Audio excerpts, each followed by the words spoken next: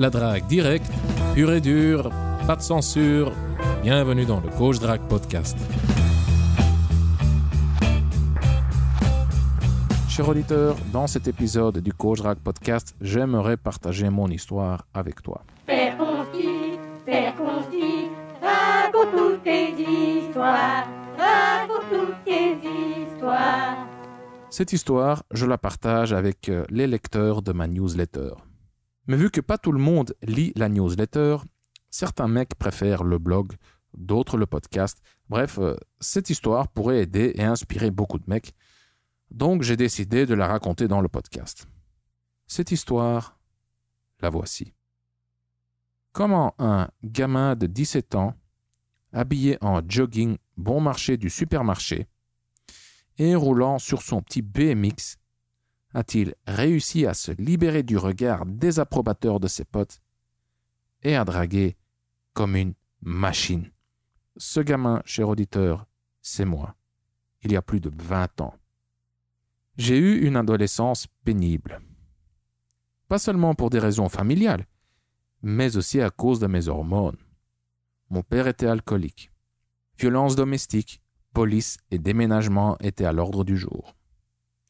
À cet âge, on est vulnérable. On est en déséquilibre. Le corps et l'esprit se développent.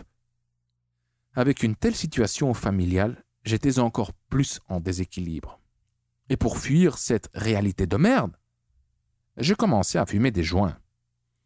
Cher auditeur, quand je fais quelque chose, je le fais bien. Donc des pétards, j'en ai fumé beaucoup. Tous les jours, pendant des années. Et comme tu le sais, ce n'est pas en se droguant qu'on sort de la merde. Bien au contraire, ça me déstabilisait encore plus. Mais à cet âge, on s'en fout. Mes potes, entre guillemets, me trouvaient cool. Mais cette réalité de merde ne s'arrêtait pas là. J'avais envie d'une copine, j'avais besoin d'affection, j'avais envie de baiser, cher auditeur. Et j'étais puceau. Zéro expérience. Je chiais dans mon froc devant les filles. Je rougissais, je bégayais, je tremblais. Et le pire, je ne grandissais pas. À 17 ans, j'avais encore le corps d'un enfant. Cette putain d'adolescence ne voulait pas se déclencher. À un moment, j'ai même paniqué. J'étais convaincu d'avoir une maladie hormonale. Et je suis allé chez le toubib pour faire des tests. Je croyais que j'avais le syndrome de Klinefelter. Tu t'imagines, cher auditeur? Angoissé à la maison. Éclaté, défoncé à cause de la bœuf.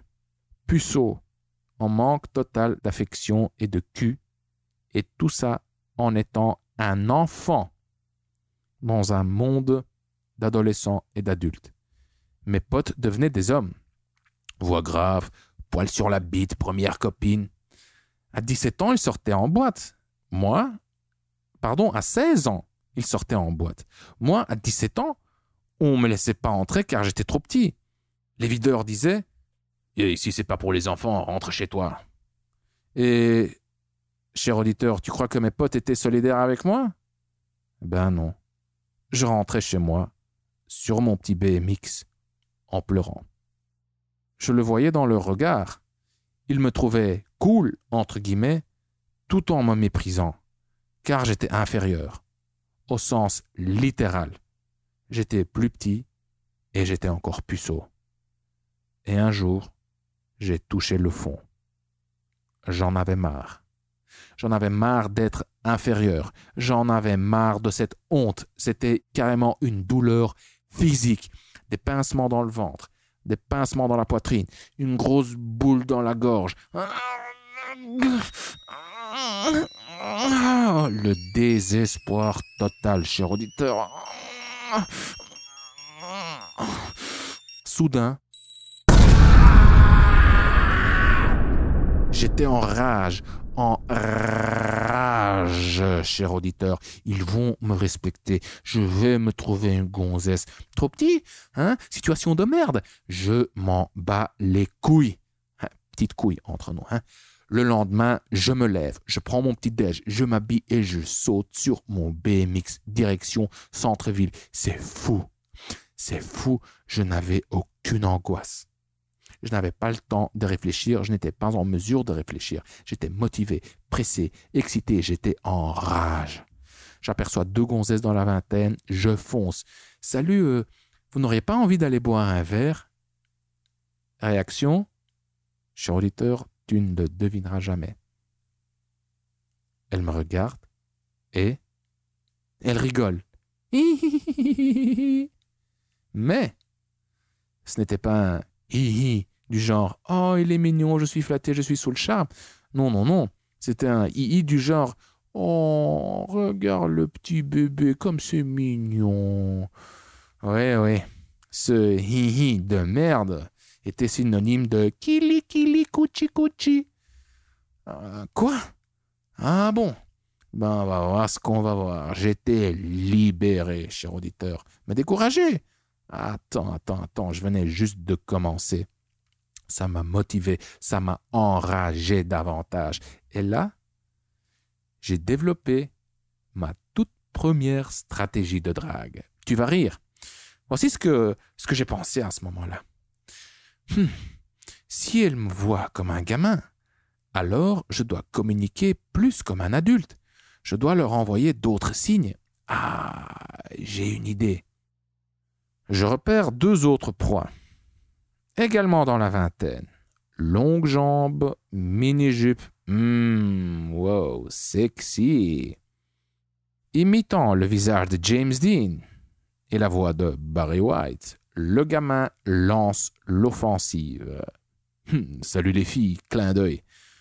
On va boire un verre. J'ai une BMW. Et à ce moment-là, j'accentue le regard de James Dean. Tu vois, avec je fronce avec les sourcils.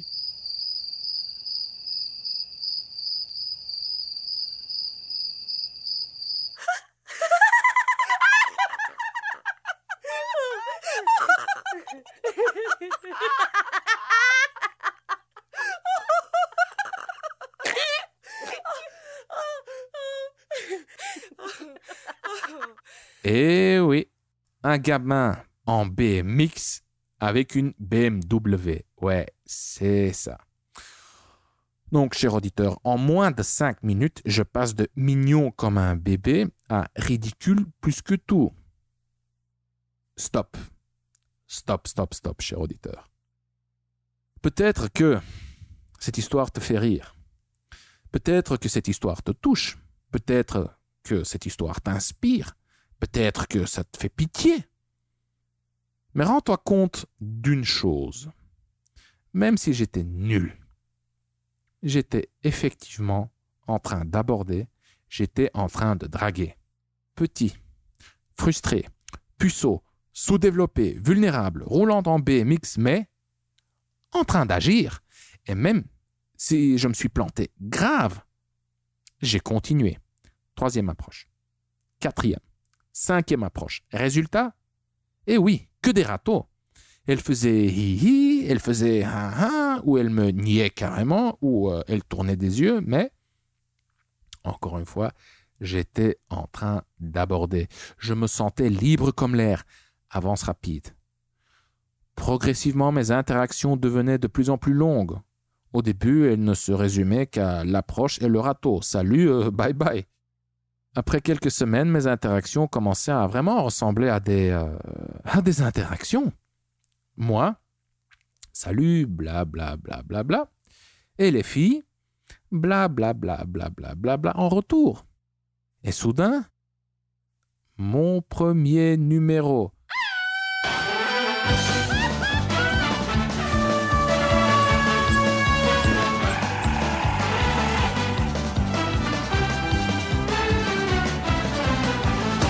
Je l'appelle, pas de réponse. Aïe, ça m'a fait mal, très mal.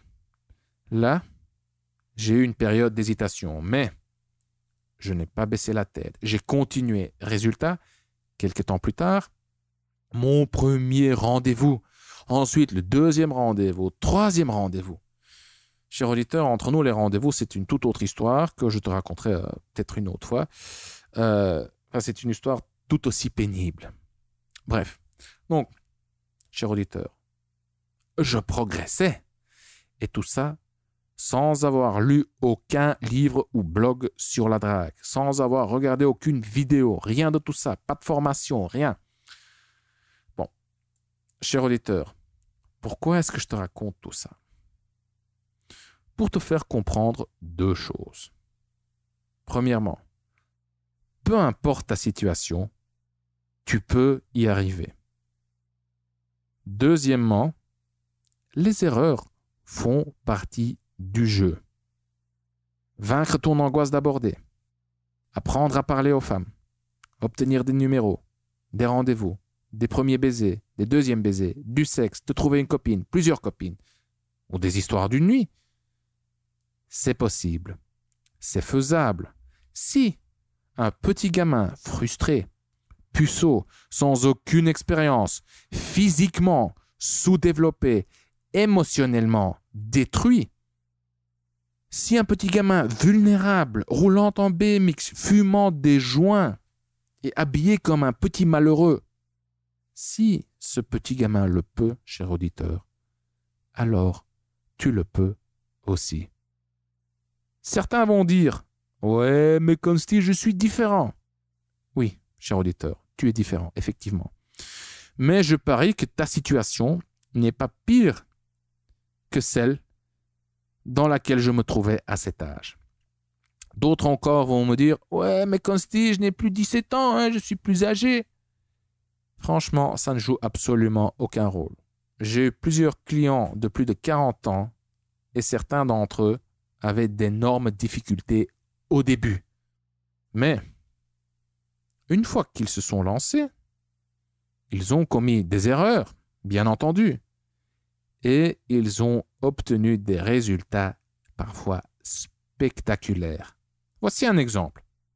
Homme d'affaires, 43 ans, plein de fric et une BMW. Tu vois l'ironie du sort, cher auditeur. Et en plus, il était beau. Oui, un bel homme, grand, bien habillé et ayant des ressources. Je n'y comprenais rien, car il était coincé, timide, un manque de confiance total. Il a tout pour plaire, mais il ne le voyait pas.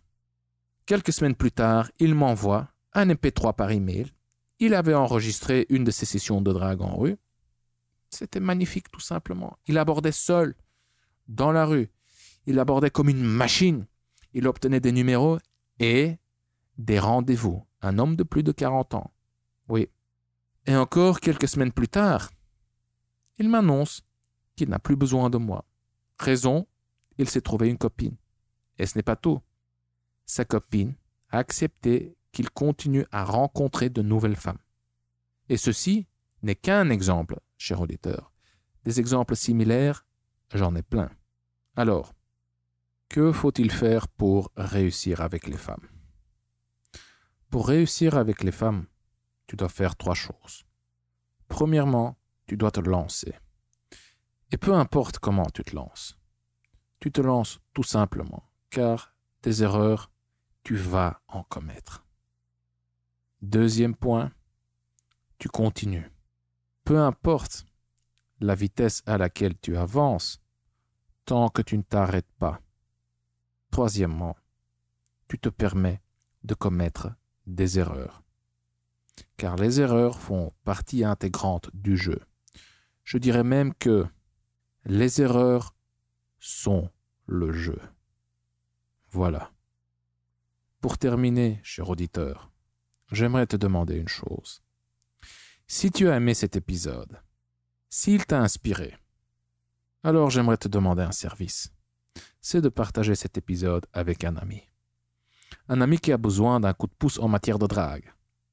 Nous avons tous un pote comme ça dans notre cercle d'amis. Tu peux lui envoyer le lien vers le podcast par texto, via WhatsApp ou via n'importe quelle autre application de messagerie. Et comme ça, tu fais d'une pierre 2 coups. Tu aides ton pote et tu m'aides à répandre la bonne parole. Cher auditeur, je te remercie pour ton attention et si tu as des questions, n'hésite pas à m'envoyer un email. Je suis Consti de coachdrag.com Merci d'avoir écouté le Causerak Podcast. On se voit dans le prochain épisode. Bonne drague.